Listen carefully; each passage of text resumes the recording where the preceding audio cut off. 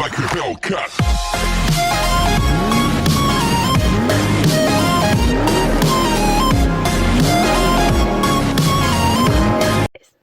Welcome to Cumbias Customs. Today I'm going to show you how to program the remotes on older vehicles that use this type of remote.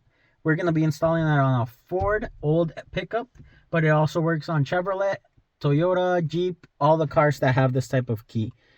We actually already have this one programmed. We're just going to add a spare one, but you can use this to program the first one, or if you lose it and you just want to get a new one, this also works. All you're going to need is the key.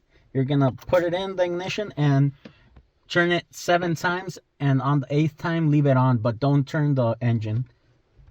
1, 2, 3, 4, 5, 6, 7, 8. Then you're going to hear the doors lock and unlock. You're going to press lock on both keys. You're going to hear it click. You're going to turn the truck off. Then on the keys, try to see if they work. And that's it. Thank you very much.